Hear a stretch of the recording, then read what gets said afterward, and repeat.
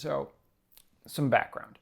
Last Wednesday, I ran into a film critic friend on the street as he was on his way to see Birds of Prey or The Fantabulous Emancipation of One Harley Quinn. A lovely movie that, like the rhythm section, not nearly enough people have seen yet, so you should definitely go do that. Anyway, he asked me what I was doing Saturday morning, and more to the point, did I want to be his plus one to a screening of that live-action Sonic the Hedgehog adaptation? And I was like, sure. So I did.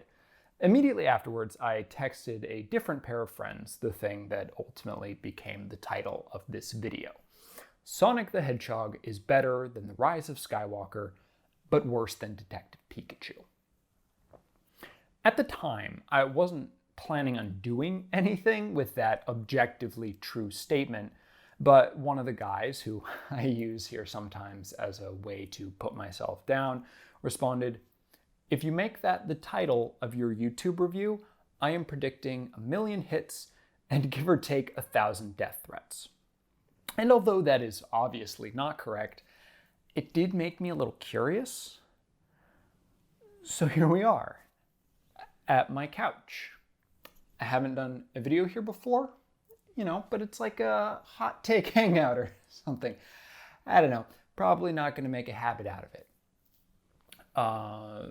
Where should I start? Oh, right. Star Wars Episode 9, The Rise of Skywalker, is a bad movie. A lot of people have articulated why better than I ever could, but for the purposes of this video, it is important to know that I laughed exactly 3 times during the film, and unfortunately for all involved, none of them were supposed to be laugh lines, with the trash revelation of Rey's lineage getting the biggest guffaw of all.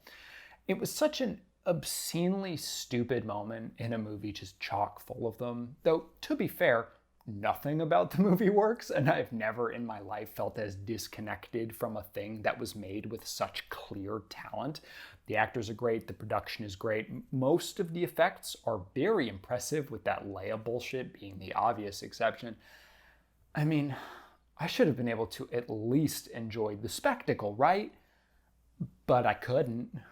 Honestly, it just made me feel bad for people to whom Star Wars has some deep meaning or in some way forms their identity, except the ones who harassed its stars online.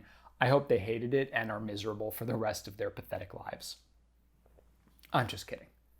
That was going to be true no matter what. But I say all of this because I laughed something like 12 times during Sonic the Hedgehog, and every single one of them was intended.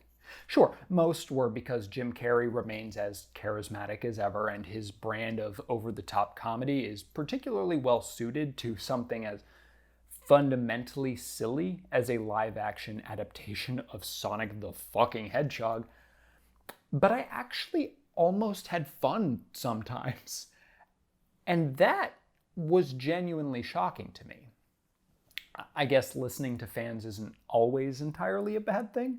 I mean, most of the time it definitely is. With The Rise of Skywalker, they capitulated to basically every complaint from the worst of the fandom and made something suitably the worst. They saw what a vocal minority claimed they didn't like about The Last Jedi and burned it down, just like Yoda burned those sacred Jedi texts.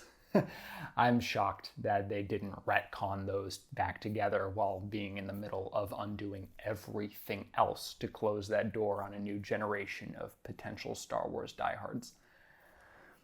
But Sonic was something different. That original design was a genuinely nightmarish hellion that needed to be snuffed out.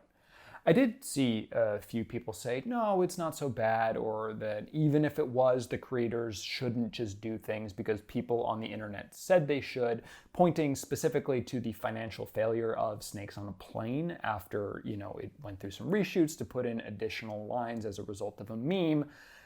It still failed.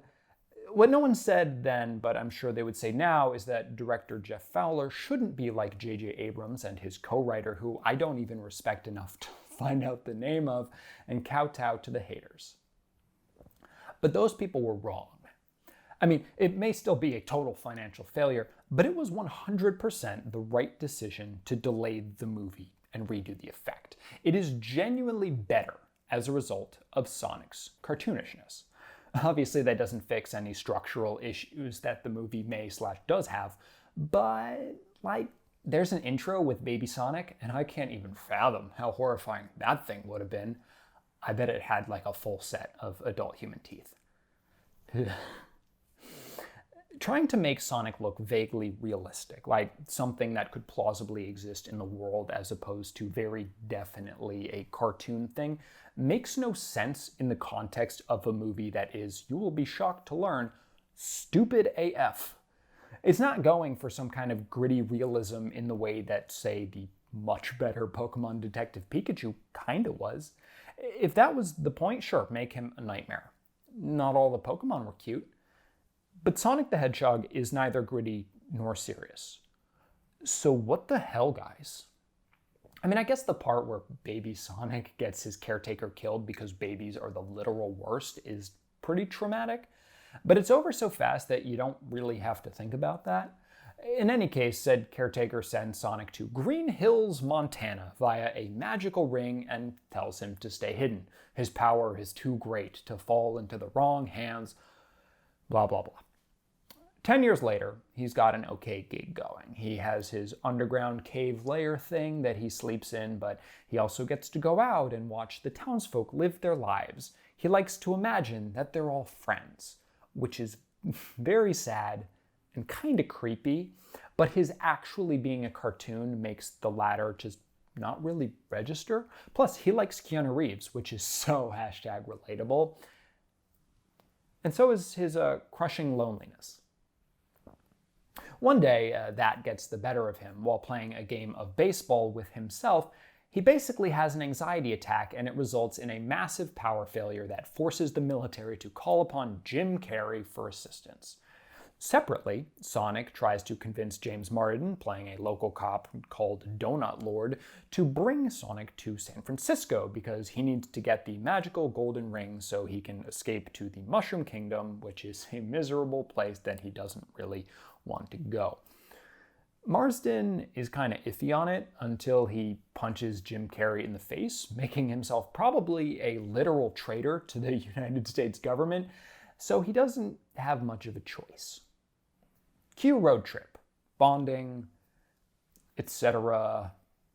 This development of an unlikely friendship ostensibly serves as the emotional core of the movie.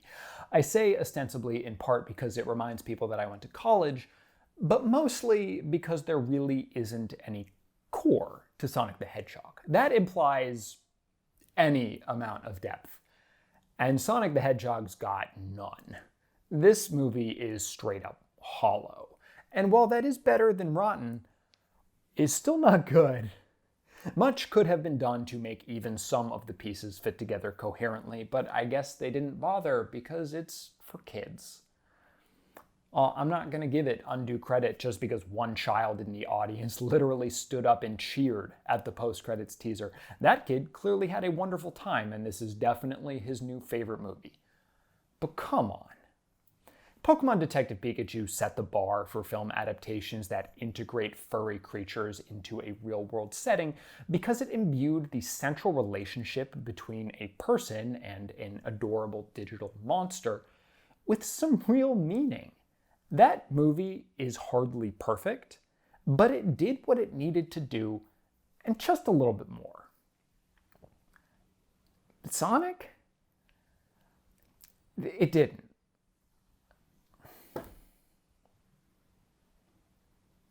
This didn't.